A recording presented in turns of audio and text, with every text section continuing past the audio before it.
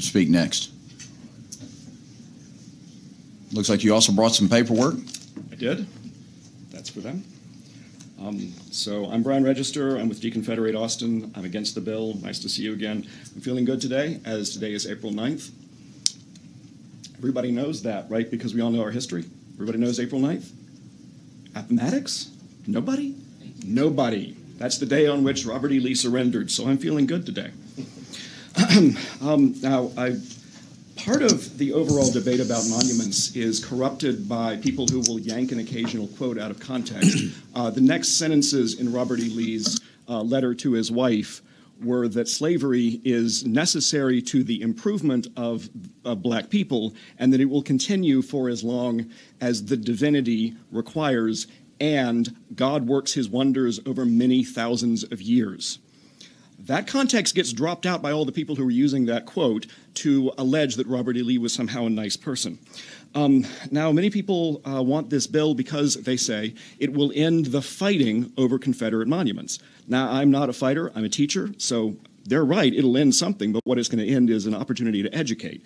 So, by way of education, I brought some history. It's definitely history. I brought it for all of y'all, and what we've got here is not a whole bunch of politically correct liberal historians. What I've got for you is Jefferson Davis and Alexander Stephens and John H. Reagan, the guy who wrote the Texas Declaration of Secession, which said specifically that the Declaration of Independence is wrong and there is no moral law. And he said in his speeches over and over again that the southern states needed to secede because of slavery. That's the only thing that he wrote into the Texas Declaration of Secession, which he wrote. He was on the committee that wrote it, and you can see his phraseology all through it. It's all vintage Reagan. I've given you documents from the United Daughters of the Confederacy, who erected most of these monuments. They were a hardcore KKK booster. That's what those monuments were for. The monuments were erected to tell people to continue to brutalize black people. We've got one of the catechisms there.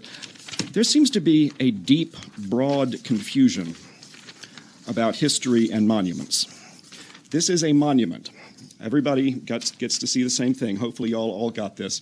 This is a monument. If it had been 3 dimensions, it would have been erected, but it's 2 dimensions. So it's depicted in honor of the brave men and women of the Birmingham Fire Department. And there is men of the Birmingham Fire Department with a big hose, right? They must be doing something honorable and brave. What the fact that it's a monument concealed is who they were firing the water cannon at.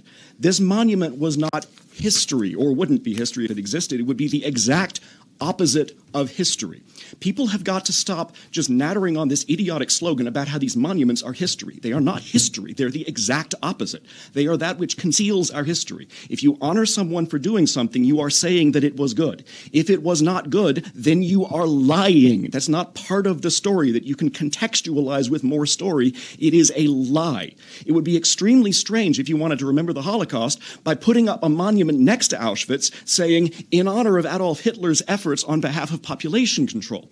Right now in, I think it's Seattle, there is a statue of Lenin, not the Beatle, right? Lenin, right? Vladimir Ilyich Lenin.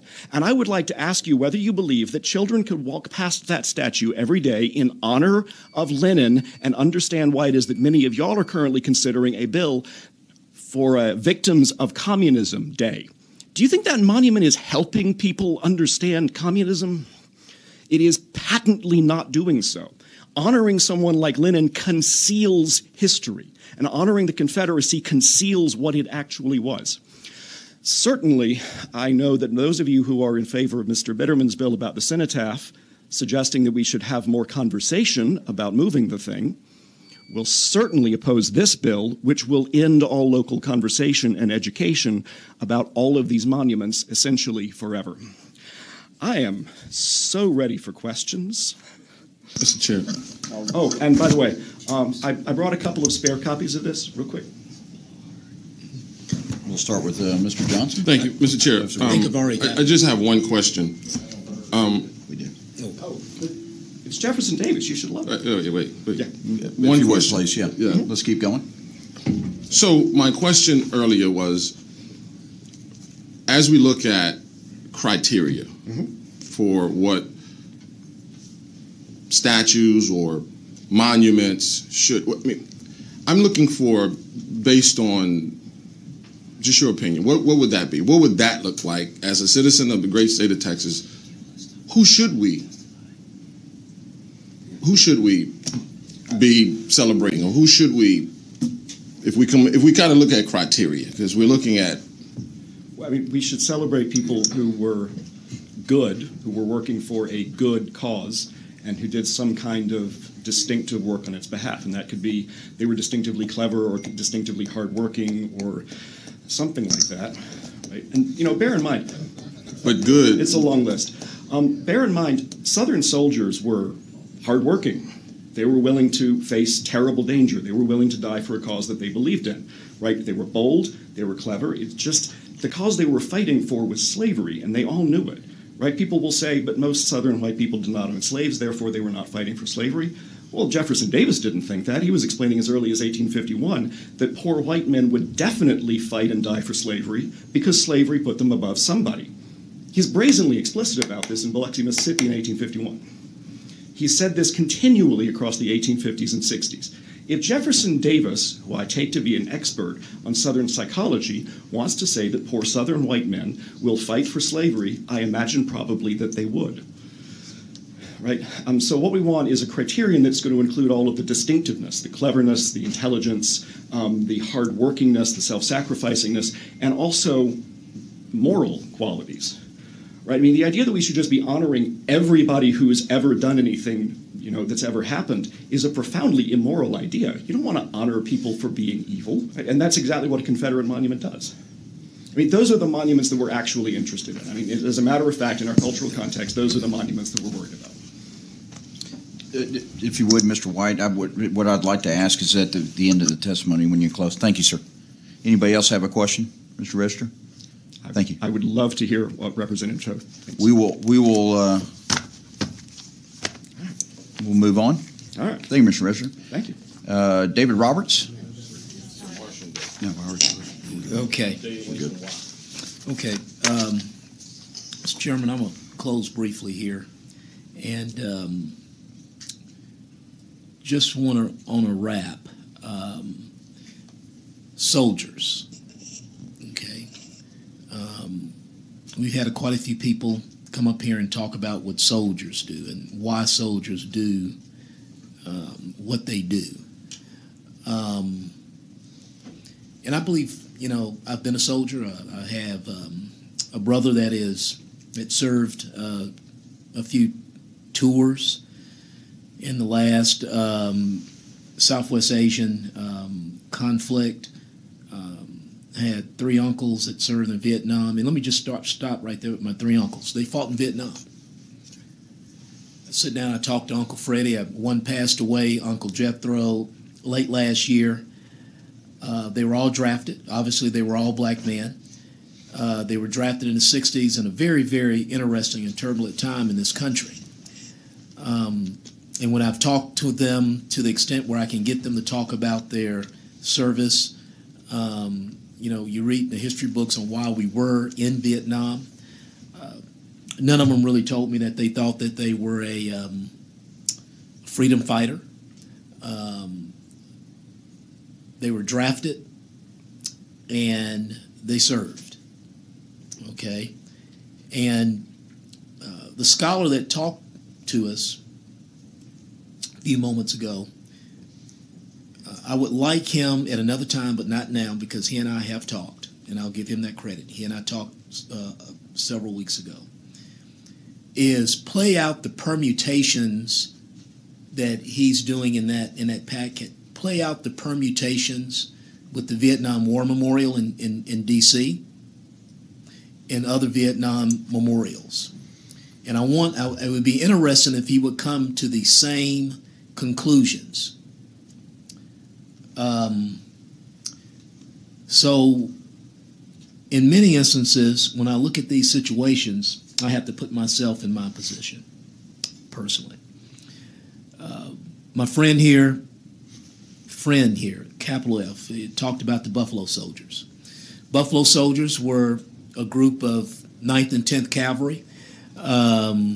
Actually, a very storied combat career, even throughout the Vietnam War. Okay, But with that, the 9th and 10th Cav patrolled the West. It was a segregated unit, often had white officers, black NCOs and black enlisted men. This was after the Civil War. So they were free but not necessarily equal. Interestingly, I think about 15-20% of the Buffalo soldiers had fought in the Confederate Army or in Confederate forces. Now, so when I look at this and I look at it personally. Okay, I served.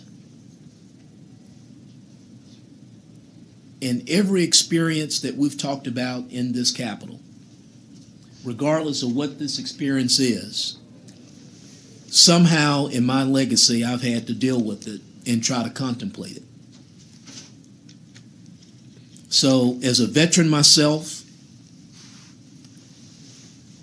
being mentored by 3 uncles that served in Vietnam, 2 grandfathers, both served in WW2, and I never met them.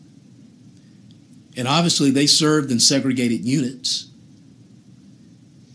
And I don't know if we're going to get into these complicated, complex philosophical discussions on were they fighting for a virtuous cause in segregated units, but they were drafted, they answered the call for this country, and they went and fought, and some of these men went and fought and bled for other people's freedoms that they did not even have in this country. And I think it is very, very disrespectful for people to come up to this podium and denigrate and disgrace the people that have fought for this country. For you to have the freedom to come up to this podium. My grandfathers did this, and they did not have this freedom when they were alive to come to this Capitol. And I'm just sick of it. And let me tell you this, Mr. Chairman, and I did this on your request.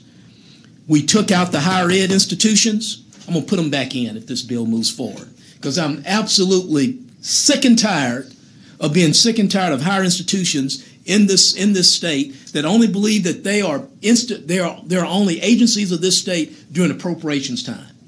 So they're getting back in it. And if they want to stop it, frustrate it, kill the bill, be with it, fine with it. Amen. Okay? The term Confederate was nowhere in my bill.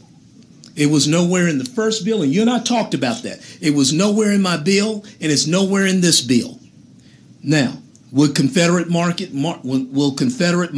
markers, etc., benefit from this? Maybe so. Maybe so.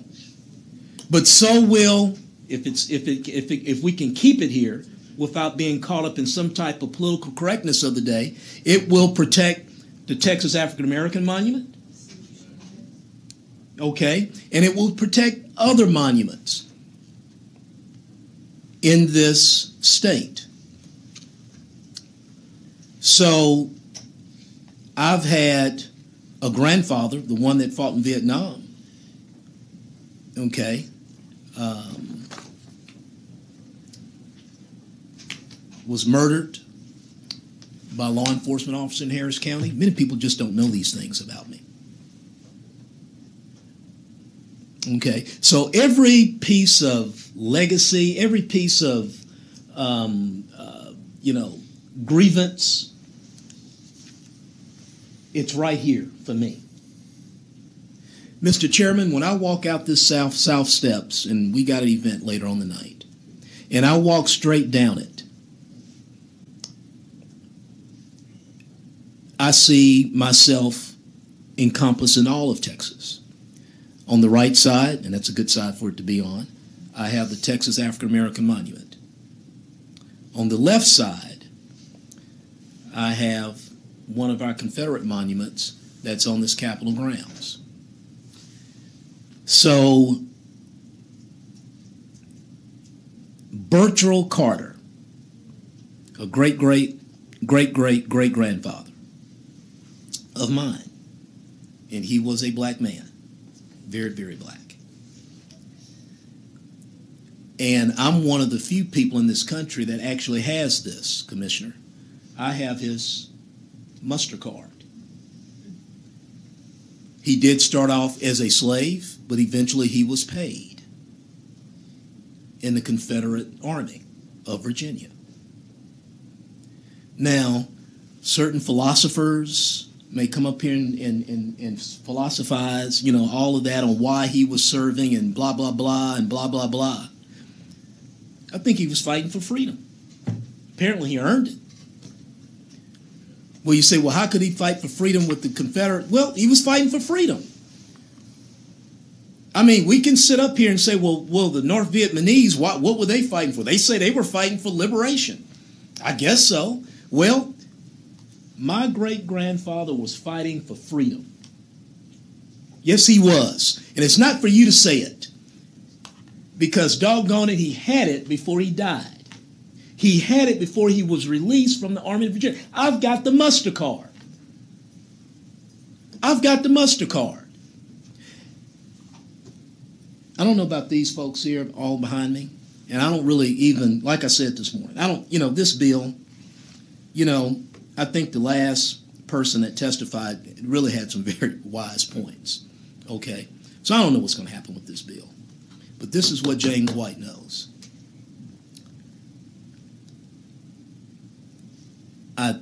I'm thoroughly proud of my younger brother's service in the military. I'm definitely proud of my service in the military. I'm deeply honored and inspired by the service of my 3 uncles in Vietnam. And though I've never met them, I'm so honored by my grandfathers in WW2. And I will honor and I will respect, even though he was on the losing side, the service of my great-grandfather. I'm not going to throw his service off into some type of ill repute just to make some type of political correctness point. I learned from it. And I can see why today,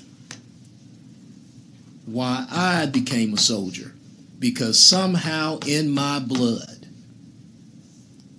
serving this country was in my bones. So, Mr. Chairman, I trust you a whole lot, Chairman Cyrier, on how we're going to move forward with this. And I'll tell the folks back here, bills die, a lot of bills die, and this one may likely die. But I just hope one day that we can all respect everything that happened in this country and learn from all of it. And just stop all this national navel gazing. I'll close.